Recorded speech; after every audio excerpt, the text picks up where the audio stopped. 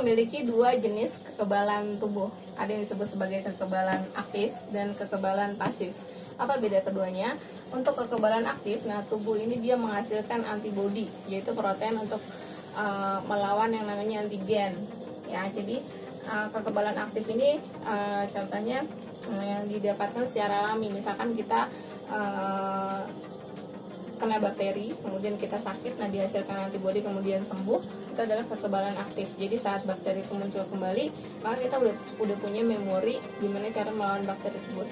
Kemudian contoh berikutnya adalah secara buatan. Nah, secara buatan ini adalah dengan vaksin.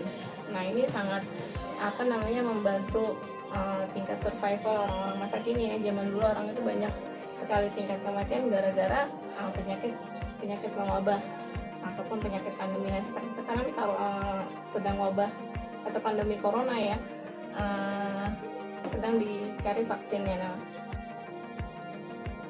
vaksin yang dimasukkan ke dalam tubuh itu sebenarnya adalah mikroorganisme yang telah dilemahkan, sehingga saat dimasukkan ke dalam tubuh kita mengenali antigen asing dan tahu bagaimana cara mengatasi antigen tersebut. Nah, kemudian untuk yang kekebalan pasif. Nah, kekebalan pasif ini contohnya adalah pemindahan antibodi dari satu individu ke individu yang lainnya. Nah, contohnya adalah bayi di dalam kandungan itu dapat kekebalan pasif dari ibunya. Kemudian bisa juga adalah penyuntikan serum antibodi.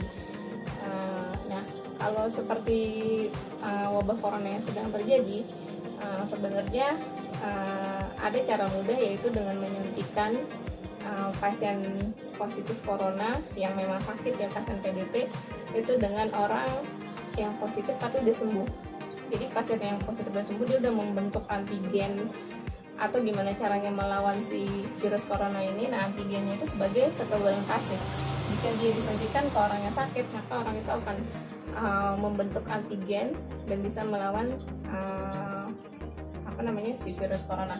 Nah, tetapi bedanya sih yang kekebalan pasif sama aktif ini dia beda masa masa memorinya. Jadi untuk yang kekebalan pasif ini memori jangka pendek, jadi mungkin hanya untuk sekali penggunaan, sedangkan kalau kekebalan pasif ini seumur hidup.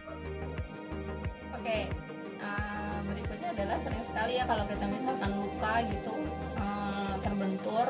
Nah, sering sekali muncul namanya peradangan. Nah, peradangan itu ciri-cirinya adalah dia muncul bengkak, berasa nyeri, merah, dan panas. Nah, respon peradangan, respon jaringan luka terhadap peradangan ini ada dua cabang. Ya, yang cabang pertama dia bisa mengeluarkan bahan kimia seperti histamin, kinin, prostaglandin, ataupun mengeluarkan namanya leukositosis inducing factor. Oke, yang pertama dulu. Untuk yang bahan kimia ini akan menyebabkan arteriola melebar yang menyebabkan pembentukan eksudat. Nah, eksudat ini adalah cairan yang berisi antibodi dan pembeku darah yang akan masuk ke jaringan luka. Nah, kemudian akan muncul peradangan. Nah, yang berikutnya adalah kalau mengeluarkan leukosit ya. Leukositosis inducing factor ini adalah faktor yang akan mencetuskan produksi leukosit atau sel darah putih yang berlebih.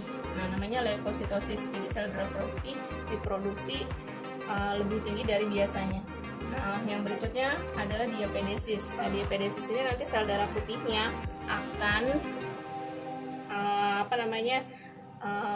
menyerap keluar dari pembuluh darah masuk ke jaringan luka. Kemudian masuk ke jaringan luka, akhirnya yang dilakukan adalah fagositosis. Nah, fagositosis ini adalah proses memakan kuman atau mikroorganisme. Nah, setelah dimakan kuman atau mikroorganisme yang terjadi peradangan, nah ini nanti maka akan mengarah ke kesembuhan. Respon tubuh berikutnya adalah demam. Nah, demam ini dia bedanya dengan peradangan. Kalau peradangan responnya bersifat lokal, sedangkan kalau demam ini respon tubuh yang sifatnya lebih luas, jadi terhadap masuknya mikroorganisme.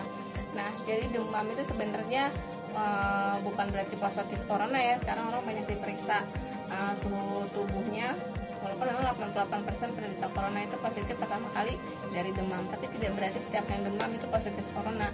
Nah, demam sendiri ini karena masuknya mikroorganisme. Nah, mikroorganisme kan jenisnya macam-macam ya.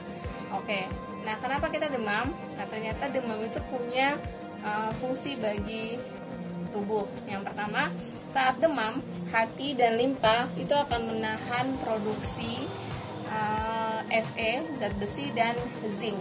Nah, sedangkan si Fe sama zinc ini diperlukan bakteri untuk pertumbuhannya. Nah, sama hati sama limfa kalau suhu tinggi ini akan dihambat. Fungsi kedua adalah meningkatkan laju metabolisme sel. Nah, dengan laju metabolisme meningkat, maka akan mempercepat reaksi dan mempercepat perbaikan sel.